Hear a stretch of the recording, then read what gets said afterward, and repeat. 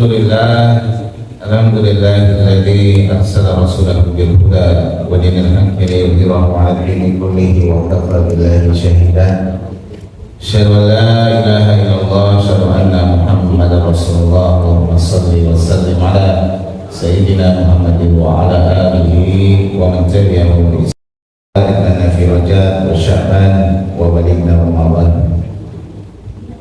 Mudah-mudahan kita semua orang-orang yang diberikan kesempatan mencicipi kembali indah itu rahasia tentang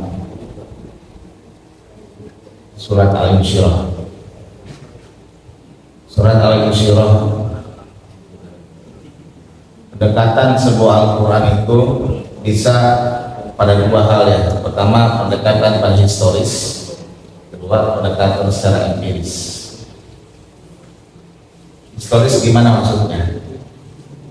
Ayat misalkan tentang surat Abu Lahab atau Al-Lahab, tabbat yada Abi Lahabin wa tab, itu adalah kalau mau pendekatan historis, menceritakan tentang Abu Lahab dan istrinya dan bagaimana kelakuannya.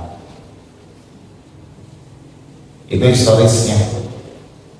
Tapi kalau kita pendekatan historis, maka Al-Quran ini akan menjadi sebuah kitab sejarah atau kitab sirah saja. Padahal Allah mengatakan hudal linnas, hudal lil muttaqin, hudal lil alamin. Ini Quran adalah kitab petunjuk bagi manusia. Maka harus dicari di mana letaknya, empirisnya, persinggungannya antara pengalaman pribadi kita manusia dengan yang namanya ayat-ayat Al-Quran yang turun kepada kita semua, kepada Rasulullah, diturunkan kepada kita semua. Jadi kalau misalkan hanya bicara tentang Ad-Duha, oh itu tentang bagaimana Rasulullah itu nggak diturunkan ayat-ayat suci Al-Quran selama beberapa minggu, selama 2 minggu gitu kan. Lalu ayat itu tentang Rasulullah, Ad-Duha wal laili idza saja ma wadda'aka rabbuka wa ma qala wa lal akhiratu khairun laka minal wa la sawfa yu'tika rabbuka fatarqa. Alam yajidka yatiman fa'awa, kau dapat dalam keadaan yatim lalu kau ditolong sama Allah. Sekali lagi, kalau pendekatan historis, maka kitab ini Quran akan menjadi kitab sejarah historis.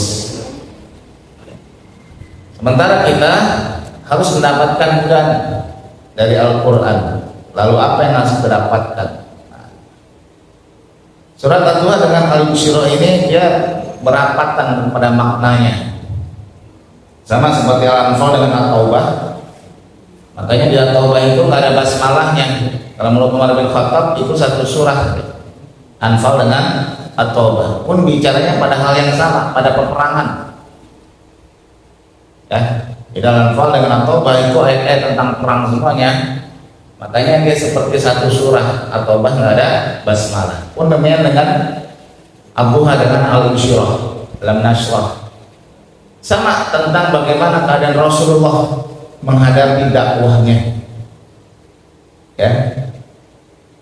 Nah, jadi kita bisa bahas historisnya dulu tentang Alam Nashrah. Ya, karena ini berkaitan dengan bulan Rajab. Ya. Berkaitan dengan Isra Mi'raj, apa hubungannya Alam Nashrah dengan bulan Rajab? Sangat berhubungan. Karena kita belum tahu saja. Ya, karena Rasulullah ketika sebelum Isra Mi'raj apa yang dilakukan oleh para malaikat, diperintahkan oleh Allah? Ada yang tahu?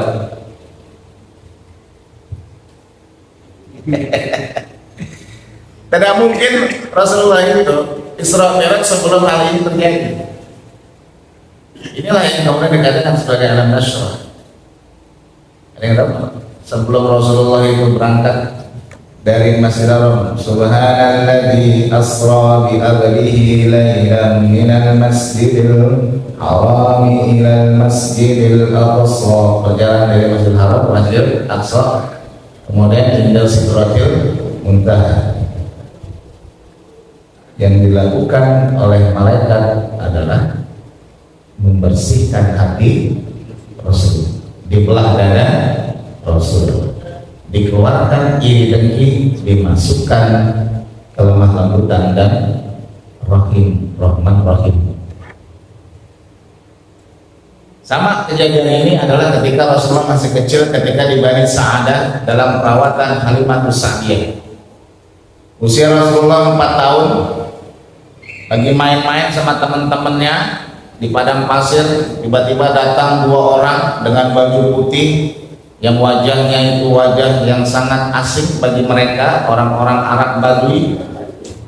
Lalu Rasulullah dipegang, didekatkan kepada sebuah aliran sungai. Rasulullah tidak bisa berbuat apa-apa, maka kemudian dibelah dada Rasulullah, diambil itu yang namanya iri dan dengki, hasad dan hasud, bagian penyakit-penyakit hati manusia itu yang paling utama iri dan dengki, diambil ya kan, dikeluarkan, kemudian dimasukkan al-latif wa rahman wa rahim, dimasukkan ke lemah lembutan al-latif. Makanya di dalam Al-Quran itu, pertengahan Al-Quran surat Al-Kahfi yang tadi dibaca di juz ke-16 di ayat yang ke-19, di Quran semua Quran dunia itu akan ditandai satu kata yang diwarnai merah, pertemuan antara kiri dan kanan, jumlah huruf kiri dan kanan sebelum dan sesudahnya. Tengah-tengah Al-Quran kalimatnya itu adalah wal yataraqaf. Seolah-olah mengatakan orang-orang yang memiliki Al-Quran di tengah-tengah dirinya itu harus punya yang namanya sifat al-latif. Al-latif itu adalah sensitivity, sebuah sensitivitas, melihat secara sensitif. Ya, sensitif di sini bukan sensitif baperan. Orangnya itu mudah untuk bergerak. Kalau ada orang misalkan kesusahan, hatinya sensitif, nggak bisa ngeliat orang susah langsung ditolong. Kalau ada janda yang membutuhkan bantuan, hatinya al-latif. Anak yatim, ya kan, janda kalau semua. Yang yatim jangan lupa, anak yatim juga ada. Jangan cuma janda diurusin, anak yatim kagak diurusin. Ya kan? Janda pun milih, ya kan, usianya yang berapa yang latif. Dia janda malah gak ada ini. Ya. Jadi kalau misalkan kita ada latif dalam diri, itu konkretnya adalah kita tidak bisa melihat sebuah kemungkaran, dan kita selalu tidak bisa melihat orang yang terzolimi atau tersakiti atau dalam kesulitan. Itu berarti hati punya latif. Latif itu kalau dalam Quran diartikan juga yang lembut, ya kan, al-latif yang maha lembut. Lembutnya gimana? Hatinya tuh sangat lembut, makanya dia mudah untuk merasa iba terhadap seseorang. Tidak bisa dia tidak membantu kalau ada orang yang kesulitan, tidak bisa dia membantu kalau ada orang yang memerlukan pertolongan. Makanya para ulama dari dulu sampai sekarang, selain dia tidak bisa melihat ketidakadilan, itu latif juga. Ada orang yang pemimpin yang zalim, pemimpin yang lalim, yang sadis kepada umatnya. Nah itu karena latif kemudian dilawan. Bukan berarti latif itu lembut kemudian diam saja, tapi dia harus ada peranan. Karena Allah mengatakan dalam surat Az-Zumar, walakin Allaha karraha 'alaikumul, ya kan, imana wa zainahu fi qulubikum, karraha 'alaikumul kufra wal fusuqa wal isyan. Orang latif itu membenci yang namanya kufra, kekafiran, wal fusuqa, kefasikan, wal isyan, kemaksiatan, wa zainahu fi qulubikum, dan hatinya itu sangat indah karena ingin selalu menolong orang lain. Jadi kalau misalkan dia suka nolong orang lain tapi dia membiarkan orang-orang itu menzalimi umat Islam, sama itu juga belum latif. Jadi latif itu dia adalah sebuah sifat, masya Allah, yang luar biasa, ya, yang Itulah menjadi sifat yang paling dekat dengan orang-orang yang dia memiliki Quran. Makanya di dalam Quran itu tengah-tengahnya kata al-latif, dan itulah yang dimasukkan kepada Rasulullah ketika dibersihkan ketika masih kecil. Itu juga kemudian yang menjadikan ayat ini alam nashrah laka sadrak, dibukakan hati Rasulullah, dibersihkan.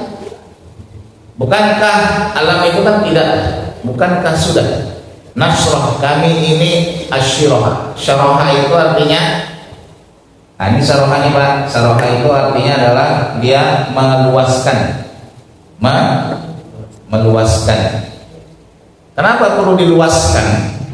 Karena kalau dia misalkan ini 250 mili saja kapasitas dengan wadah seperti ini, tapi kalau diluaskan lagi lebih besar kan?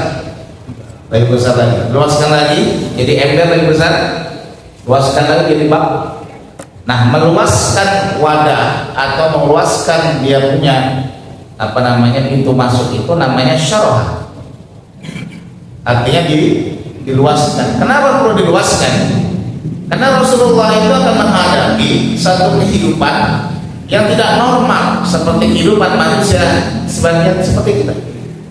Akan banyak cacian, akan banyak makian, akan banyak cobaan, akan banyak yang namanya tekanan hidup kepada Rasulullah. Makanya Allah katakan alam nashrah laka sadrak, kami lapangkan kau punya sadrak. Sadrak ini apa? Dari kata sudurun. Sudurun itu apa? Ada yang mengatakan itu adalah dada. Tapi ilmu kedokteran sudah membuktikan, dan di dalam ayat-ayat Al-Quran nanti kita akan lihat sendiri, kata-kata sudurun itu lebih tepat kepada yang namanya cerebrum. Cerebrum itu diartikan sebagai otak besar, tempat data kita punya. Bukankah kamu sudah lapangkan kamu punya otak? Nanti dibilang hati bagaimana? Ya hati itu qalbu fi sudur. Dalam surat Al-Hajj katakan yang namanya hati atau qalbu itu berada di dalam otak besar manusia. Ya, bagaimana? Ya nanti kita lihat bagaimana ayat-ayat ini. Jadi ketika Rasulullah itu sudah dilapangkan hatinya, karena medan perjuangan dakwahnya itu Pak, itu bukan perjuangan dakwah yang biasa, perjuangan dakwah yang luar biasa, penuh dengan cacian, makian, bulian dan sebagainya.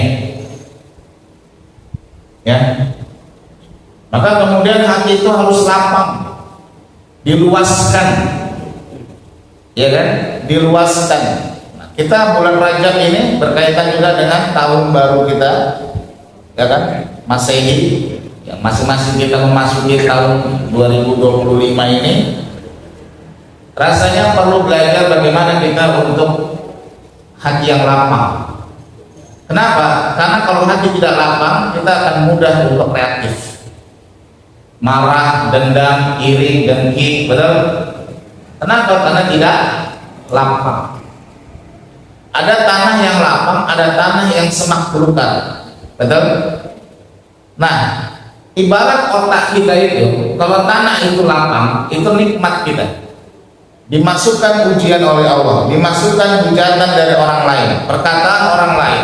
Kalau lapang, lihatlah, kalau ini misalkan dikasih satu tetes tinta, yang terjadi adalah perubahan. Tapi bayangkan kalau dia adalah airnya sebanyak air laut, apa yang terjadi dengan satu tetes itu? Tidak ada pengaruhnya. Kenapa? Karena luasnya volume tersebut. Jadi tidak ada kaitannya dengan luas dan lapangnya dada kita misalkan, ya kan. Kalau usul bergantikan dada, berarti misalkan dadanya luas, kayak saya misalkan lingkar dadanya 40, ya kan. Ente berapa? 30, ya kan. Enggak juga, gue 40 juga. Enggak 40 juga gitu. Kalau misalkan prakteknya seperti ini ya, ada orang yang berkata seperti ini, "Sek, dasar Sunda ikau," gitu kan?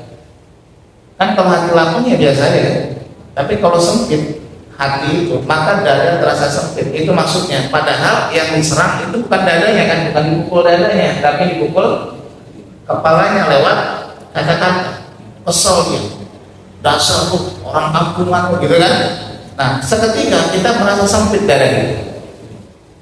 Itu dikarenakan hati yang sempit, berasal dari sudut atau otak kita yang terganggu, ya kan. Kemudian terjadilah saraf kemarahan itu mengikat ke dalam saraf dada kita sehingga terasa sempit. Ayat ini diterangkan oleh Allah di dalam surat Al-An'am. Perhatikan ayatnya.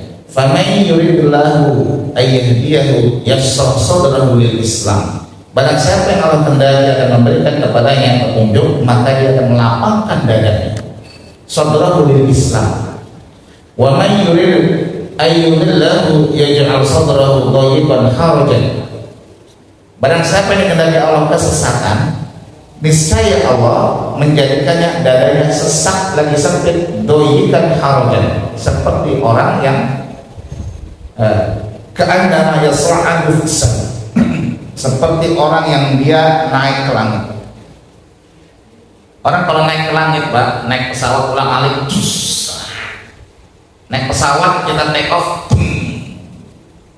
yang udah haji lanang misalkan, atau siapa yang udah umroh, itu kan dada sesak langsung kan, karena kecepatan itu melawan gravitasi. Sama orang kalau dia misalkan hatinya tidak lapang, maka segala sesuatu itu bisa menyempitkan dadanya. Ada masalah sedikit, sempit dadanya, betul. Ada musibah, langsung sempit dadanya. Makanya banyak orang ketika dia misalkan ada siapa yang meninggal, perempuan terutama, itu sempit dadanya kemudian pingsan. Padahal tidak ada apa-apa ya kan, tidak digencet dadanya, tidak diikat dadanya, tapi kenapa kok dia susah untuk bernafas? Maksudnya karena ada di dalam kepalanya informasi, waduh saya kehilangan, saya ini kok nggak ridho segala macam. Nah itu yang membuat hati sempit. Jelas? Jadi sudur kita atau otak besar kita itu memang sudah dibenamkan ke lapangan dulu, sama seperti Rasulullah ketika kecil, ya kan, dibersihkan. Cuman kan kita bukan Rasulullah, nggak ada yang bersihin lagi sekarang, ya kan. Mau bersihin tukang AC juga nggak bisa bersihin dia. Kalau AC kotor bisa dibersihin ya kan, kasih aja dia misalkan 80.000, udah bersih lagi 2 bulan sekali. Lah hati bagaimana membersihkannya? Hati bagaimana melapangkannya? Buktinya kita alam nasr lama sadrak. Bukankah aku sudah melapangkan hatimu? Kapan itu? Kapan Allah melapangkan hati kita dulu?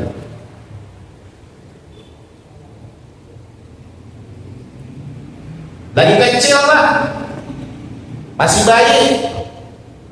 bayi, dulu ada nggak dendam? Dulu ada nggak iri, dengki, hibah? Ada bayi hibah nggak? Dengerin, bayi ngumpul hibah gitu ada nggak? Rebutan misalnya jabatan DKM gitu, rebutan mau jadi kepala RW, ada bayi gitu ngumpul? Nggak ada. Ada yang iri nggak? Nggak ada. Hatinya lapang semua, betul nggak? Tapi kemudian ketika usia semakin ini kok makin lama makin sempit, betul nggak? Gampang iri, gampang dia dengki, gampang sakit hati, baperan, ya. Pertanyaannya kemudian kenapa itu kok jadi nggak lapang? Kalau tuh lapang dia, lihat lapangan ya kan, lapang, ada rumah yang lapang enak ya kan, bunyinya, ekonya enak. Oh, kalau misalkan kita rumah kita lapang bunyinya kan, Assalamualaikum, kum, betul. Tapi ketika rumah itu sudah banyak isinya, lemari, kaca, sofanya segede-gede bakong ya kan, Assalamualaikum, itu doang, nggak ada ekonya lagi. Nah kata eko itu adalah seperti sedekah. Sedekah itu juga artinya adalah sedekah, gema. Sedekah itu artinya bergema juga, eko. Kenapa kok orang nggak bisa lagi dia bergema hatinya? Tidak susah dia bergema kepada Allah hatinya, nggak punya eko lagi. Kayak tadi panggilan Assalamualaikum, bum. Ada gemanya. Ya. Pertanyaan itu dulu deh, jawab dulu.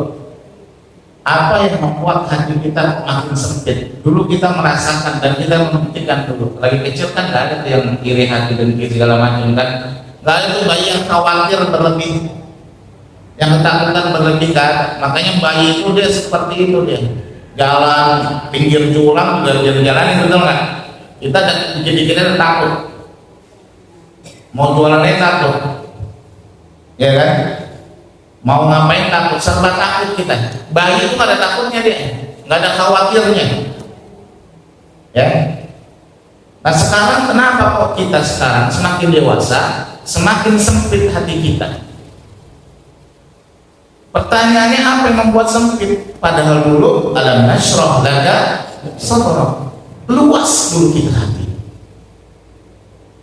Tidak ada iri hati, tidak ada dengki. Ya kan? Kalau dipertemukan dulu, misalkan orang-orang yang berantem ini rebutan jabatan, dulu bayinya kalau dikumpulin rasanya nggak akan berantem itu ngumpul. Masih bayi gitu kan? Prabowo masih bayi, ya kan? Megawati masih bayi, semua masih bayi semua. Ngumpul itu lagi main aja deh. Kagak berantem. Sekarang ya kan? Oh, harus begini, harus begitu. Apa kira-kira yang membuat, karena ini menentukan kemudian apakah kita itu bisa untuk membersihkan kepala kita. Alam nashrah laka sadrak. Betapa beratnya dakwah Rasulullah, makanya kemudian Allah itu luaskan dulu dia punya hati, karena menghadapi keluarganya sendiri, ya kan, itu sangat luar biasa. Bahwa Tuhannya ada wisal. Tapi kita lihat dulu, jangan itu dulu. Dalam Nasrul kita lihat lagi dulu. Perhatikan ini di ayat yang lain, misalkan dalam surat, nah surat Toha tadi deh. Qala rabbi ishrah li sadri. Ya Allah, lapangkanlah sadri. Kalau mau ngomong, ini kan ketika Nabi Musa mau bicara sama mau bicara sama Fir'aun. Dia berdoa, qala rabbi ishrah li sadri. Ya Allah, ishrahkan, lapangkanlah dadanya. Dada yang mana? Kalau orang mau ngomong itu kira-kira apa yang akan terjadi pada konstelasi diri? Kira-kira yang dipersiapkan apa? Kalau orang mau bicara, yang disiapkan apa? Kalau Bapak misalkan mau debat nanti, misalkan nanti PRW mau akan jadi kepala desa, akan ada debat kepala desa, pilkades gitu kan. Mau nanti malam nih, mau ada debat antar calon, kira-kira mau bicara kan berarti? Yang disiapkan apa? Hah? Materi. Di mana itu materi? Konsepsi itu ada di mana? Di pikiran. Kalau sodri itu diartikan dada, bagaimana? Wala rabbi ishrah li sadri. Padahal mau bicara Nabi Musa kepada Fir'aun, ya Allah, lapangkanlah sudurku ini supaya nggak banyak namanya hal-hal yang nggak baik. Jadi kata-kata itu bisa mengalir, maka bersihkan dulu. Kan kalau kita mau ngomong itu, di sini kan berkecamuk ya kan, macam-macam itu.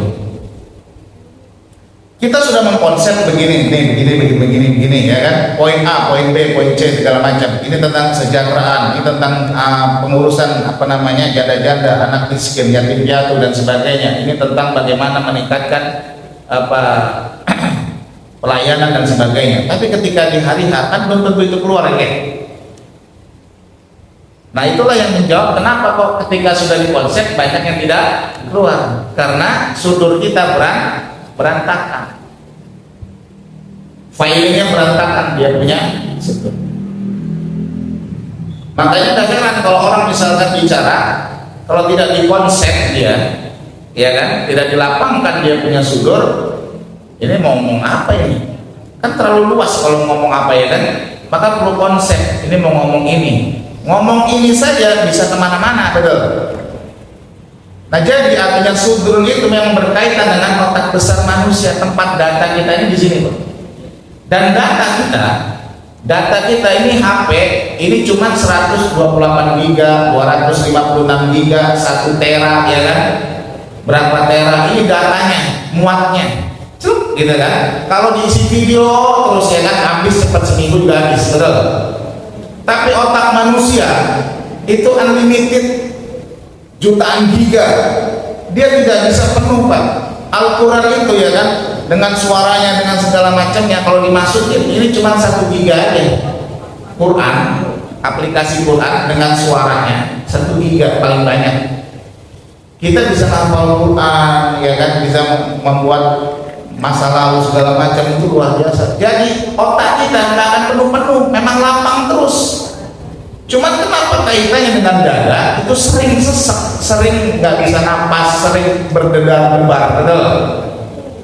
Ini berkaitan juga dengan yang namanya qala rabbi shrah li sadri.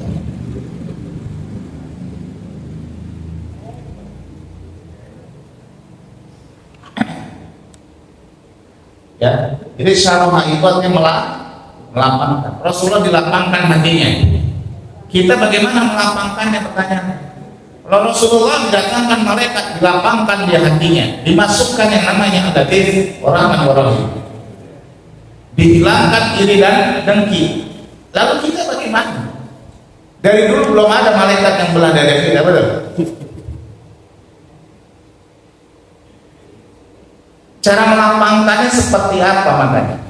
Maka kemudian ya, di dalam surat yang lain, misalkan surat An-Nahl,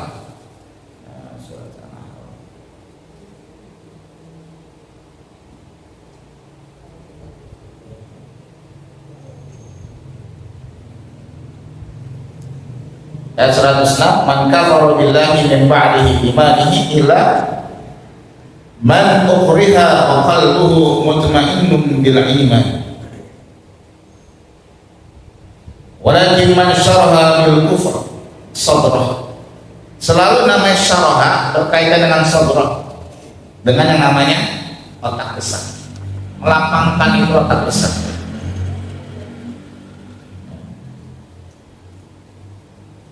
Orang itu kalau misalkan dia lapang hatinya, macam-macam masalah juga datang, dia akan tenang karena lapang. Istri bilang begini, ada masalah dalam keluarga, ada masalah dalam pekerjaan, anak belum bayar SPP dan sebagainya, anak belum ini lagi, tetangga julid sama kita, lagi sakit pula, meriang, macam-macam datang pada kita. Kalau hati lapang kita akan tenang. Tapi kalau kita sempit, jangankan orang lain ya kan, bini baru ngomong satu aja kita udah puyengnya luar biasa. Nah, kita dari sini bisa mengukur diri kita seberapa lapang hati kita, karena Rasulullah itu begitu luar biasa lapang hatinya. Bagaimana ketika di Taif dia, ya kan, luar biasa seperti itu. Sudah tinggal dia bilang kepada malaikat untuk menjatuhkan jibal itu, enggak juga. Saya mengharapkan nanti akan ada dari sulbi mereka yang akan beriman kepada Allah. Bagaimana kelakuan yang namanya Abu Lahab, Abu Jahal kepada Rasulullah, itu yang sangat luar biasa. Ya. Di dalam satu keterangan bahwa Rasulullah itu ada pernah Abu Jahal, kemudian Abu Sofyan, Akhnas bin Ahsan itu, ini tokoh-tokoh Quraisy, saking mau tahunya dia tentang apa itu Rasulullah yang dibawanya, yaitu Islam. Mereka itu sampai pernah mendekat ke rumah Rasulullah malam-malam mau dengar apa yang dibacakan Rasulullah dalam sholat malam. Cuma mereka nggak ada janjian, mereka mau tahu aja. Jadi mereka bertiga itu ketika itu malam ketemu, loh, kamu kok di sini, kamu kok di sini, gitu kan? Abu Sofyan, Abu Jahal, orang-orang tokoh-tokoh. Lalu mereka mendengarkan dari dinding itu bagaimana Rasulullah membaca surat-surat Al-Quran. Ya, Hari keduanya pun seperti itu. Lalu mereka berkata, kita jangan seperti ini. Kenapa? Kalau misalkan orang-orang yang lain yang belum masuk Islam melihat kita seperti ini, nanti mereka akan bertanya-tanya apakah kita sudah beriman kepada Nabi Muhammad. Udah janjian begitu, besok malamnya ketemu lagi.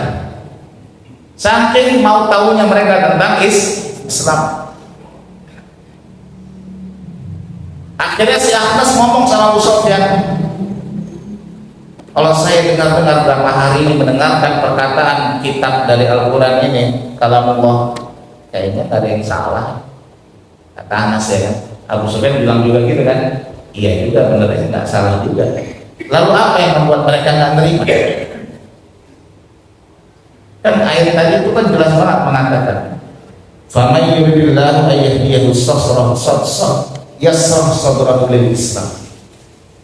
Kalau Allah kehendaki akan memberikannya petunjuk, Allah akan lapangkan hatinya untuk Islam. Jadi ada tidak lapang hati mereka untuk yang namanya menerima ajaran Islam. Bukan kepada Rasulullahnya. Rasulullah itu 40 tahun hidup di Mekah, semua orang itu mencintai dia. Momentum ketika orang itu kemudian tidak sepakat dengan dia adalah ketika memanggil semua Bani Hashim, Bani Makhzum dan sebagainya yang ada di Mekah, ya. Pada saat itu di di Sofa, di Bukit Sofa, Rasulullah kemudian mengumumkan bahwa hari ini, ya kan, saya mengajak pada kalian pada Tuhan yang satu. Nah, gitu kan? Baru disitulah kemudian Abu Jahal marah. Tapi secara pribadi mereka nggak ada masalah dengan Rasulullah. Al-Amin, orang yang sangat dicintai di satu kampung. Bayangkanlah, ya kan? Kalau di sini siapa orang yang paling dicintai?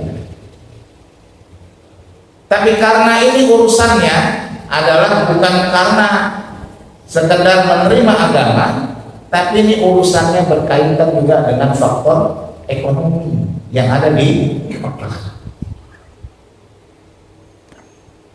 Apa maksud dengan ekonomi? Dia orang datang itu banyak dikarenakan banyaknya berhala. Dan masing-masing berhala itu adalah pemiliknya sebuah keluarga. Kalau cuma satu gimana nanti ini bisnis, kan gitu. Jadi ada faktor-faktor itu juga yang membuat kemudian dia tidak lapang hati menerima Islam. Ketika kepentingannya terganggu, kemudian bermasalah. Kan seperti itu seringnya kan. Kepentingan pribadi itu yang membuat dia tidak menerima kebenaran. Jadi jangan salah, jadi ketika Rasulullah ada di sana, ada 360 berhala di sana, setiap berhala itu bahkan satu keluarga yang punya dua. Kalau ada yang bisa datang ke berhala itu, untung mereka ada sesajennya, ada uang tipnya, kan kayak macam apa ya? Ya tahu sendiri lah, hujan atau gimana lah kalian. Nah seperti itu. Dan mereka bersaing dengan berhala-berhala itu sendiri. Ini berhalanya ya kan dikasih bagaimana, dikasih lebih wangi, dikasih baju lebih apa. Jadi mereka bersaing seperti itu. Alam nashrah laka sadrak wa wada'na anka wizrak wa wada'na anka wizrak. Ya, menghilangkan darimu yang namanya beban. Kenapa dihilangkan beban? Rasulullah pada saat itu terbebani. Apa bebannya? Sebagai seorang Rasul, sebagai seorang dakwah, dai. Lalu Allah mengatakan, wa ma 'alaika illa al-balagh mubin. Engkau itu hanya menyampaikan saja masalah petunjuk hidayah aku yang punya, kata Allah. Enak kan? Dihilangkan beban itu, dihilangkan beban yang namanya harus benar, ya harus banyak nih, coba harus apa? Itu adalah beban buat DKI misalnya, enggak? Harus banyak yang baca Quran, harus banyak yang sholat, betul nggak? Ada beban deh itu, beban. Bisa disampaikan di sini oleh para DKM kepada teman-teman semua yang istilahnya berbuat dalam kebajikan. Kita tidak dibebankan untuk itu oleh Allah. Bahwa Tuhan yang ada seperti Rasulullah tidak lagi dibebankan untuk dia harus itu menerima hidayah. Permasalahannya adalah usaha apa yang sudah kita buat supaya orang banyak sholat. Saking nggak kebebaninnya, ya udahlah begini aja, terserah kapan aja. Gimana terserah. Nah ini kagak bener ini, betul kan? Tapi kita berbuat yang terbaik, tapi jangan sampai itu menjadi beban buat kita. Karena Rasulullah saja wa ma'alaika illal balagul mubin.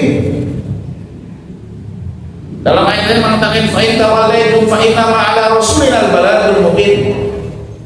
Kalau mereka itu lalai, fa inna rasulina al-balagul mubin. Engkau itu rasul yang menyampaikan dengan yang jelas, sampaikan dengan jelas. Orang dapat hidayah atau tidak itu tergantung dari Allah.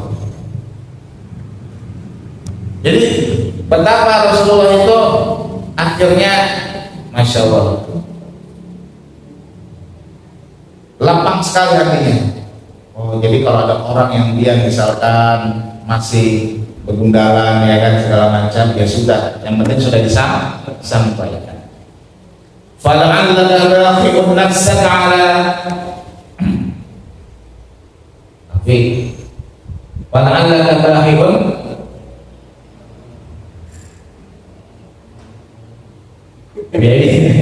banyakkan liburan hafalan hilang, bayangin, betul nggak?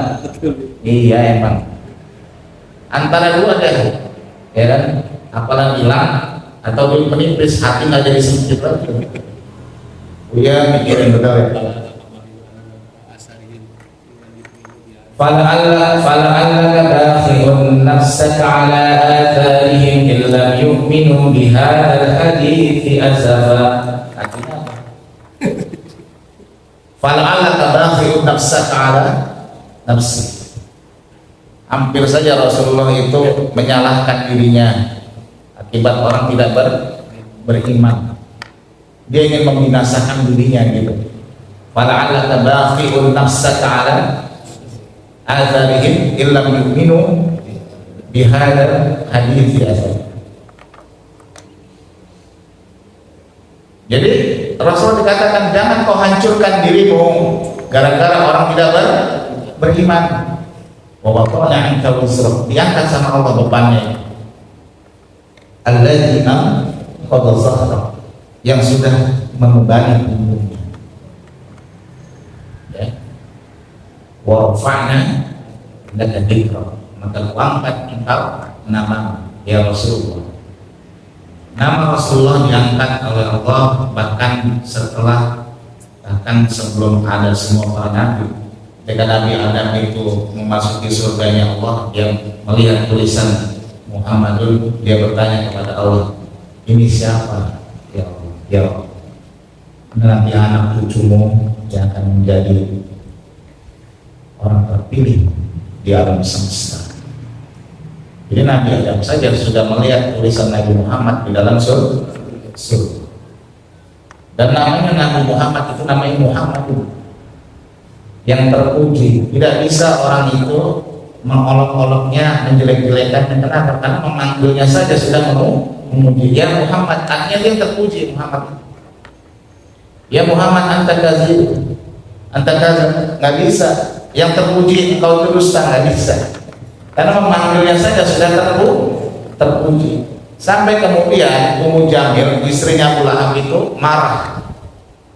Ketika turunnya surat Al-Lahab itu, Ummu Jamil sangat marah karena dibawa-bawa namanya wa muratu hambalatal atau dia datangi Nabi Muhammad waktu itu sedang bersandar di dinding Ka'bah dengan Abu Bakar As-Siddiq. Mana Muhammad? Dia bilang begitu kan, itu tukang syair itu, saya juga bisa bersair, kata Ummu Jamil. Ummu Jamil memang dia cerdas orangnya, dia ya kalau orang bilang sekarang tuh perempuan yang ngomongnya itu cerewet gitu, tapi orangnya cerdas gitu. Ya mazmumam ini kebalikan dari Muhammad yang artinya terpuji, yang tidak terpuji. Ya mazmumam fa'adallana wa dinahum asayna wa amrahum babalna. Itu syairnya sih Ummu Jamil. hei yang tidak terpuji, kami tidak menerimamu. Wa dinahum adallana, agamamu kami menganggap itu sesat. Wa amrahu asaina, yang perintahnya kami abaikan. Habis ngomong itu dia pergi. Abu Bakar bingung, ya Rasulullah, kenapa dia ngomong begitu? Padahal kan kamu ada di sisiku, ya kan? Ternyata dia nggak melihat Rasulullah. Ketika dia mengucap seperti itu, Rasulullah ada, nggak dilihatnya. Dia bilang sama Abu Bakar, bilang sama temanmu Muhammad. Dia sampaikan tadi syair. Wa rafa'na laka dzikra.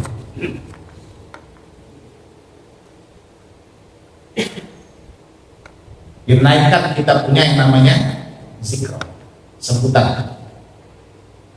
Kalau orang itu latif, hatinya lapang, ya, dia nggak punya beban dalam hidupnya, karena dia yakin dia akan ditolong sama Allah.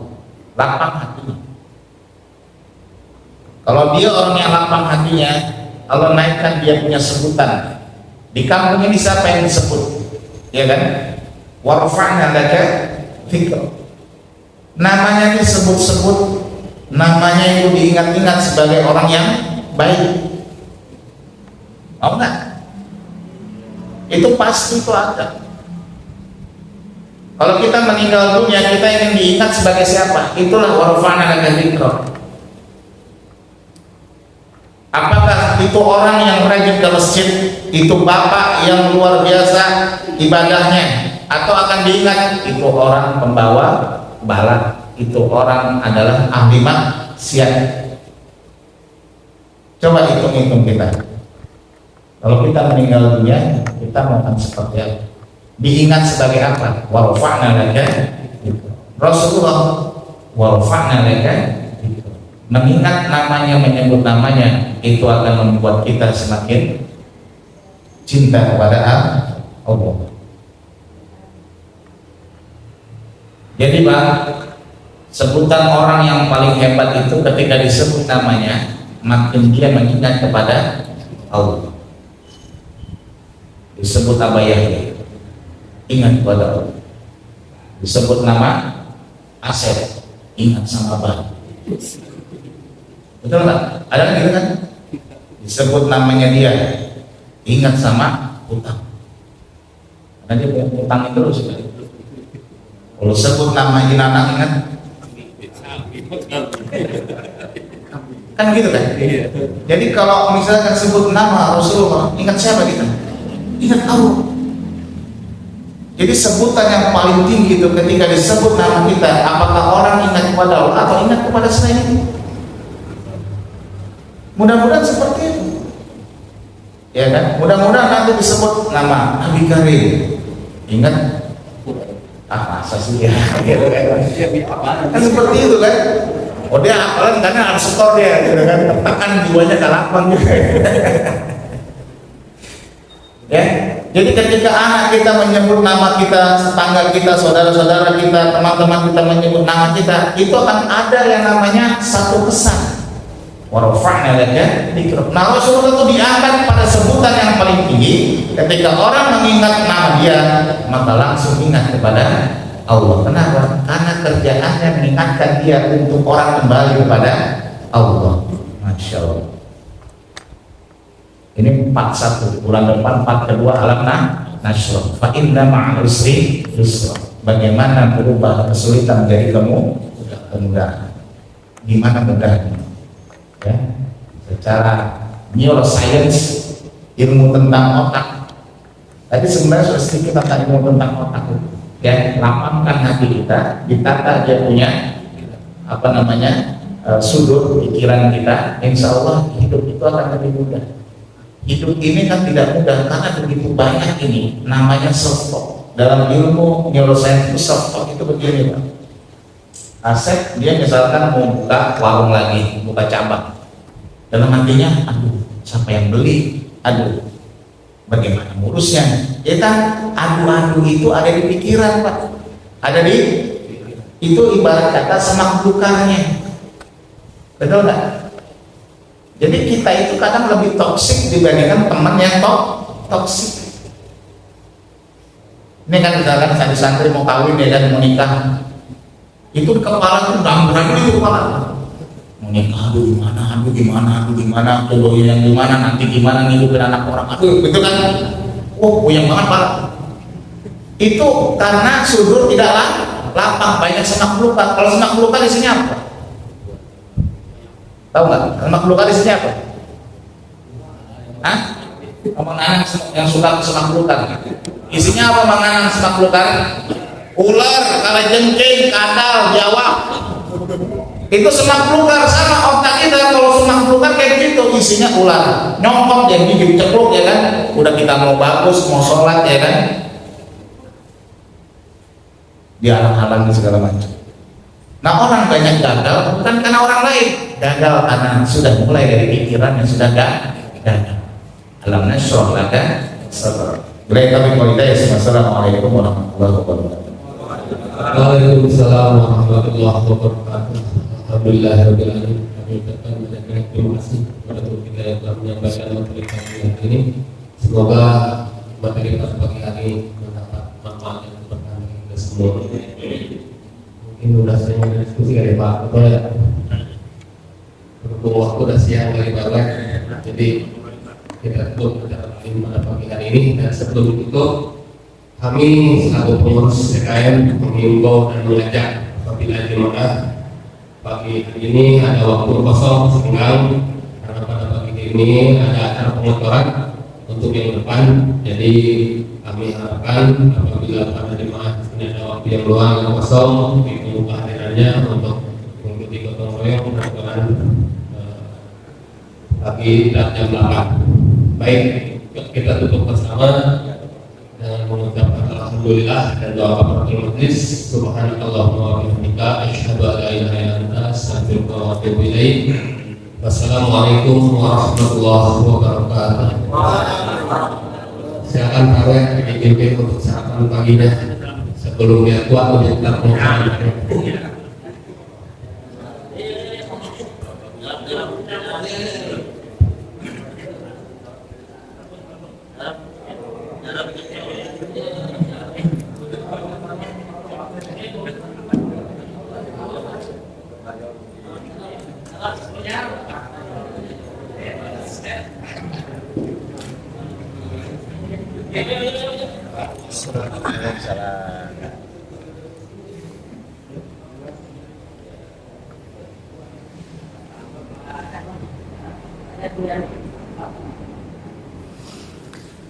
Muter aja.